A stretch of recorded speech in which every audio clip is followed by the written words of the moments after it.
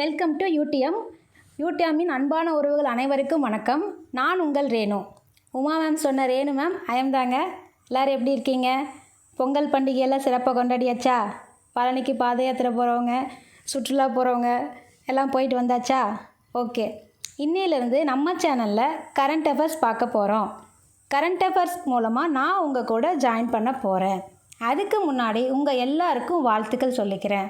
இந்த 2025ஆம் ஆண்டில் நீங்கள் அனைவரும் அரசு அதிகாரி ஆகணுங்கிற உங்கள் லட்சியத்தில் நிச்சயமாக சக்ஸஸ் பண்ணிடுவீங்க. அதுக்கான அட்வான்ஸ் வாழ்த்துக்கள். அப்புறம் நன்றி. நீங்கள் நம்ம யூடியூப் சேனலுக்கு கொடுத்துட்டு வர அன்புக்கும் ஆதரவுக்கும் ஒத்துழைப்புக்கும் மிகப்பெரிய நன்றி. தொடர்ந்து இந்த ஆதரவை கரண்ட் அஃபேர்ஸ்க்கு கொடுத்து ஒத்துழைக்கணும்னு கேட்டுக்கிறேன்.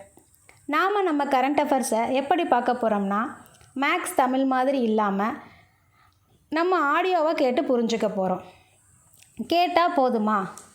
இன்ட்ரெஸ்டோடு கேட்டால் ஒரு விஷயத்தை நம்ம கேட்கும்போது கண்டிப்பாக அது நம்ம மூலக்கார பயபில் ரிஜிஸ்டர் பண்ணிக்குவான். உதாரணத்துக்கு திருநெல்வேலி அல்வா. நம்ம எல்லாருக்கும் திருநெல்வேலியில் அல்வா கிடைக்கும்னு தெரியும். எப்படி? போய் பார்த்தோமா? இல்லை, யாரோ சொல்லியிருப்பாங்க, ஸோ கேட்டு தெரிஞ்சிருப்போம். அதே மாதிரி தான் கரண்ட் அஃபேர்ஸும். நாம் அரசு அதிகாரி ஆகிறோங்கிறதுக்காக கரண்ட் அஃபேர்ஸும் ஒரு அங்கம். எப்படி நம்ம வீட்டு விஷயங்களை நம்ம தெரிஞ்சுக்காமல் இருப்போமா? அதே மாதிரி தாங்க நம்ம நாட்டோட விஷயங்களையும் ஒரு குடிமகனாக தெரிஞ்சுக்கிறது நம்ம கடமை.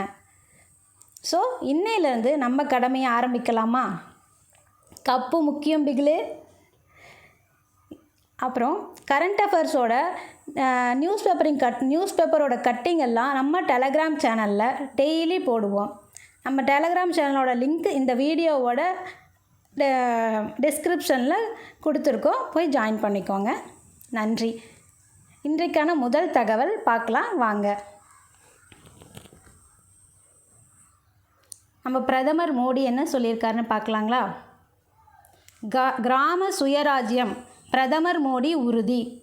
என்ன சொல்லியிருக்காரு அப்படின்னா, கிராமப்புறங்களின் பரம்பரையாக வசிக்கும் ஏழைகள் தங்கள் நிலத்துக்கு உரிய ஆவணங்கள் இல்லாமல் இருந்தன. அவங்கக்கிட்ட நிலம் இருக்கும், ஆனால் அதுக்கு உண்டான பத்திரம்லாம் எதுவும் இல்லாமல் இருந்திருக்கும். அதை தான் சொல்கிறாங்க. நில உரிமையாளராக இருந்தபோதும் அதற்கான ஆவணங்கள் இல்லாததால் நிலத்தை அடமான வச்சு வங்கி கடன்லாம் எதுவும் வாங்க முடியாத சூழலில் நில உரிமையாளர்கள் இருந்திருக்காங்க. அது மட்டும் இல்லைங்க, அவங்களோட நிலத்துக்கு போலி ஆவணங்கள் தயாரித்து அவர்களோட நிலங்களை அபகரிச்சுட்டு போகிறாங்க பார்த்திங்களா, அந்த மாதிரியும் எல்லாம் நடந்துட்டு இருந்திருக்கு. அதனால் நம்ம பிரதமர் மோடி அவர்கள் என்ன திட்டம் பண்ணியிருக்காரு அப்படின்னா, ஸ்வாமித்வா திட்டத்தில் அந்த திட்டத்தை கொண்டு வந்திருக்காரு. ஸ்வாமித்வா திட்டத்தில் 65 லட்சம் பேரின் நிலம் ட்ரோன் உதவியோடு சர்வே செய்யப்பட்டு சொத்துரிமை ஆவணங்கள் வழங்க மத்திய அரசு நடவடிக்கை எடுத்தது. அது எந்த அமைச்சகத்தால் எடுக்கப்பட்டதுன்னு பார்த்தீங்க அப்படின்னா, மத்திய பஞ்சாயத் ராஜ் அமைச்சகத்தால் ஸ்வாமித்வா திட்டம் கடந்த 2020 தொடங்கப்பட்டிருக்கு. ஸ்வாமித்வா பூ ஆதார். நமக்கெல்லாம் ஒரு ஆதார் இருக்குது பார்த்திங்களா, நம்ம ஒவ்வொருத்தருக்கும் ஒரு ஆதார் எண். அதே மாதிரி நிலத்துக்கும் ஸ்வாமித்வா பூ ஆதார் அப்படிங்கிற ஒரு இது இருக்குங்க. அது நிலங்களுக்கான ஆதாரம். நாட்டில் சுமார் 23 கோடி பூ ஆதார் எண்கள் வழங்கப்பட்டிருக்கு. இது வரைக்கும் நமக்கெல்லாம் ஆதார் எண் எல்லாருக்குமே இருக்கும். அதே போல் ஒரு 23 கோடி பேருக்கு பூ ஆதார் எண் வழங்கப்பட்டிருக்குங்க இது வரைக்கும் நம்ம நாட்டில். திரிபுரா, கோவா, உத்தரகாண்ட், ஹரியானா, உத்தரப்பிரதேசம், சத்தீஸ்கர் ஆகிய மாநிலங்கள் மற்றும் புதுச்சேரி, அந்தமான் நிக்கோபார் யூனியன் பிரதேசங்கள் போன்றவங்கள நிலம் சர்வே செய்யும் பணி கடந்த ஏப்ரலில் தொடங்கியிருக்கு. இந்த பணிகள் முடிந்துள்ள நிலையில் நில உரிமையாளர்களுக்கு நில உரிமை கார்டு வழங்கும் திட்டத்தை பிரதமர் மோடி தொடங்கி வச்சிருக்காரு. அடுத்த தகவல் என்னன்னு பார்க்கலாம். இஸ்ரேல் ஹமாஸ் போர் நிறுத்தம். இஸ்ரேலுக்கு ஹமாஸ்க்கு போர் போயிட்டு இருந்தது நமக்கு எல்லாருக்கும் தெரியுங்க. அது ஒரு வழியாக முடிவுக்கு வந்துருச்சு. 2023ஆம் ஆண்டு அக்டோபர் 7 போர் தொடங்கியிருக்குங்க. இப்போ 2025ஆம் ஆண்டு ஜனவரி 19 அதிகாரப்பூர்வமாக அதை போர் நிறுத்திட்டாங்கன்னு சொல்லி அமலுக்கு வந்திருக்கு. கடந்த 15 மாதமாக நடைபெற்று வந்திருக்குங்க போர். அடுத்த தகவல், மாமல்லபுரம் நாட்டிய விழா. நம்ம எல்லோரும் மாமல்லபுரம் கேள்விப்பட்டிருப்போம், நிறையா பேர் போய் பார்த்தும் இருப்போம். அங்கே வந்து ஒரு நாட்டிய விழா, கடற்கரை கோயில் இருக்குது பார்த்திங்களா, அங்கே நாட்டிய விழா வந்து 28 ஆண்டுகளாக வருஷந்தோறும் நடக்குதுங்க. 28 ஆண்டுகளாக சுற்றுலாத்துறை சார்பில் இந்திய நாட்டிய விழா நடத்தப்பட்டு வருகிறது. நாட்டிய விழாவில் இதுவரைக்கும் நம்ம பார்த்தோம்னா மிருதங்கம், தபேலா, ஹார்மோனியம், தாளம் இந்த மாதிரி இசையோடு தான் பரதநாட்டியம் நடக்கும். முதல் முறையாக இந்த டைம் என்ன பண்ணியிருக்காங்கன்னு பார்த்தீங்கன்னா, கைலாய வாத்தியங்களோட பரதநாட்டியத்தை நடத்திட்டு இருந்திருக்காங்க. அடுத்த தகவல், ரயில் நிலைய கட்டுமான பணி.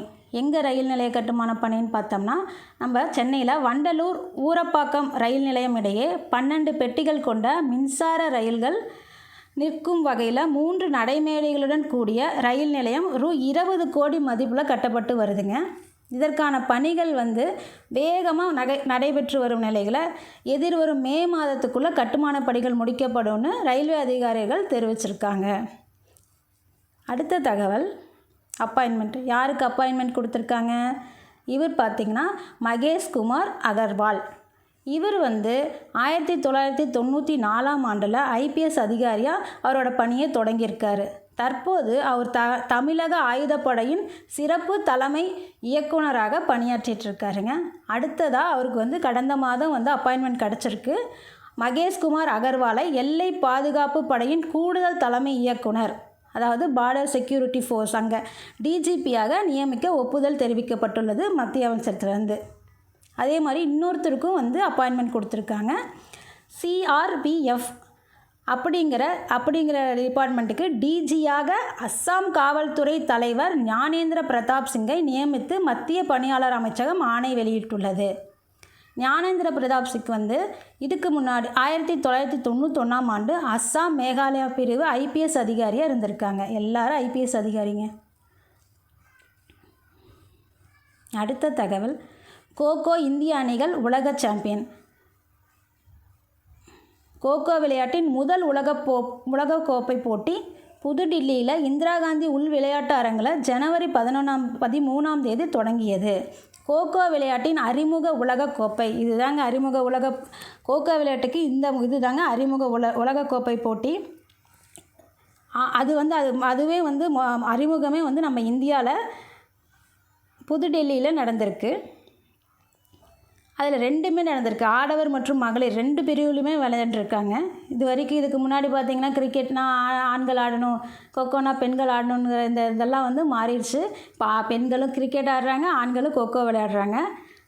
கொக்கோ விளையாட்டோட அறிமுக உலகக்கோப்பை போட்டியில் ஆடவர் மற்றும் மகளிர் என 2 பிரிவுகளிலுமே இந்தியா தாங்க ஜெயிச்சிருக்காங்க. ரொம்ப பெருமைப்பட வேண்டிய விஷயம். நேபாளத்தை வீழ்த்தி ஜெயிச்சிருக்காங்க. இப்போ ஜனவரி 19 சாம்பியன் ஆகி வரலாறு படைச்சிருக்குங்க இந்தியா. வாழ்த்துக்கள் சொல்லிடுவோம் நம்ம கோகோ அணிகளுக்கு. அடுத்த தகவல், ஹேமமாலினிக்கு ஏஆர் ரஹ்மான் அவர்கள் வந்து ஒரு விருது கொடுக்குறாரு. அது என்ன விருது அப்படின்னு பார்த்தோம்னா, ஹேமமாலினி அவர்கள் வந்து இந்திய கலை மற்றும் கலாச்சாரத்தில் ஆற்றிய ஈடு இணையற்ற பங்களிப்பை அங்கீகரித்து நடிகை ஹேமமாலினிக்கு பத்ம விபூஷன் உஸ்தாத் குலாம் முஸ்தஃபா கான். அவர் யார் அப்படின்னு பார்த்தீங்கன்னா, அவர் ஒரு பழம்பெரும் இசையமைப்பாளருங்க, இசைக்கலைஞர். அவரோட விருதை வந்து ஹேமமாலினி அவர்களுக்கு வழங்கியிருக்காங்க. இந்துஸ்தானி இசை கேள்விப்பட்டிருப்போம் இல்லைங்களா, அந்த இசையோட ஒரு இதுங்க. அந்த விருதை வந்து அவரோட நினைவு நாள் அன்னைக்கு அந்த விருதை வந்து இவங்களுக்கு கொடுத்துருக்காங்க. ஹேமமாலினி அவங்களுக்கு அவரோட நினைவு நாளாக பத்ம விபூஷன் உஸ்தாத் குலாம் முஸ்தபா கான் விருது கொடுத்துருக்காங்க. அது வந்து ஏஆர் ரஹ்மான் கொடுத்துருக்காரு. அடுத்தது பார்த்திங்கன்னா சந்திரபாபு நாயுடு, ஆந்திரா. இவர் வந்து அமித்ஷா. பார்க்குறதுக்கு சந்தான பாரதி மாதிரியே இருக்காருங்களா டைரக்டர், குணா பட டைரக்டர். உங்களுக்கு தெரியுமா? லைட்டாக அப்படி தான் எனக்கு தெரியுது. அவர் எதுக்காக வந்து ஆந்திரா வந்திருக்காரு அப்படின்னு பார்த்தோம்னா, விஜயவாடா அருகே உள்ள தேசிய பேரிடர் மேலாண்மை நிறுவனத்தின் தெற்கு வளாகம் மற்றும் தேசிய பேரிடர் மீட்பு படையின் 10வது படைப்பிரிவு வளாகத்தை மத்திய உள்துறை அமைச்சர் அமித்ஷா ஜனவரி 19ஆம் தேதி திறந்து வச்சுருக்காருங்க. அங்கே என்ன அவர் பேசியிருக்காருன்னு பார்த்தோம்னா, பேரிடர் மேலாண்மையில் உலகின் முன்னோடியாக இந்தியா மாறியுள்ளதுன்னு சொல்லியிருக்காரு. பிரதமர் மோடியின் தலைமையில் பேரழிவு தாங்கும் உள்கட்டமைப்புக்கான சர்வதேச கூட்டமைப்பு இந்தியா வந்து உருவாக்கியிருக்குங்க. அதில் 48 நாடுகள் அதன் உறுப்பினர்களாக தற்போது செயல்பட்டு வருகிறார்கள். அடுத்த தகவல், அதுலேயேங்க அடுத்த தகவல் அவர் என்ன சொல்லியிருக்காருன்னா, 14வது நிதி ஆணையத்தின் கீழ் பேரிடர் மேலாண்மைக்கு ரூ 61,000 கோடியை மத்திய அரசால் ஒதுக்கப்பட்டிருக்குங்க. 14வது நிதி ஆணையத்தில் இந்த அமௌண்ட் வந்து மத்திய அரசு ஒதுக்கியிருக்காங்க. ரூ 61,000 கோடியை ஒதுக்கியிருக்காங்க. அடுத்தது இன்றைய நாள் தகவலோட இறுதிக்கு வந்துட்டோம். இம்பார்ட்டண்ட் டேட்ஸ்னால் ஒவ்வொரு நாளும் முக்கியமான நாளாக ஏதாவது நம்ம அனுசரிப்போம் இல்லைங்களா? அதில் பார்த்திங்கன்னா ஜனவரி 19ஆம் தேதியை கோப்ராக் டே அப்படின்னு கொண்டாடுறோம். அது என்ன அப்படின்னு பார்த்திங்கன்னா, திரிபுரா மாநிலம் இருக்குது இல்லைங்களா, அந்த மாநிலத்தோட மாநில மொழி தான் கோப்ராக் அப்படிங்கிறது. அதை வந்து ஜனவரி 19ஆம் தேதி மாநில மொழியாக அரசு அங்கீகாரம் பண்ணதுனால அந்த நாளை கோப்ராக் டேன்னு கொண்டாடுறோம். அடுத்தது வேர்ல்டு ரிலீஜியன் டே, மதம் அப்படிங்கிற ஒரு நாளை கொண்டாடுறோம். அது எந்த அளவுக்கு சரின்னு தெரியலைங்க. இந்தியா மதசார்பற்ற நாடுன்னு நம்ம சொல்கிறோம், இருந்தாலும் வேர்ல்டு ரிலீஜியன் டேன்னு இருக்குது. அது எப்படி கொண்டாடுறோம்? 3rd Sunday இன் ஜனவரி. ஒவ்வொரு வருடமும் ஜனவரி மாதத்தில் வர 3வது ஞாயிற்றுக்கிழமை வந்து அதை கொண்டாடுறோம். யார் கொண்டாடுறாங்கன்னு தெரில, பட் அதுதான் வேர்ல்டு ரிலீஜியன் டே. அது அப்படி பார்க்கும்போது இந்த வருடத்தில் ஜனவரி 19ஆம் தேதி அந்த நாள் வந்திருக்கு. இன்றைக்கான தகவலெல்லாம் உங்கள்கிட்ட பகிர்ந்துருக்கிறது ரொம்ப சந்தோஷங்க. இன்றைய நாள் தகவல் எல்லாம் உங்களுக்கு பயனுள்ளதாக இருக்கும்னு நம்புகிறேன். மீண்டும் நாளைய நாள் தகவல்களோடு உங்களை சந்திக்கிறேன். வீடியோ பிடிச்சிருந்தா லைக் பண்ணுங்கள், ஷேர் பண்ணுங்கள். மறக்காமல் கமெண்ட் அண்ட் சப்ஸ்கிரைப் பண்ணுங்கள். நன்றி. உங்களிடமிருந்து விடைபெறுவது ரேணு.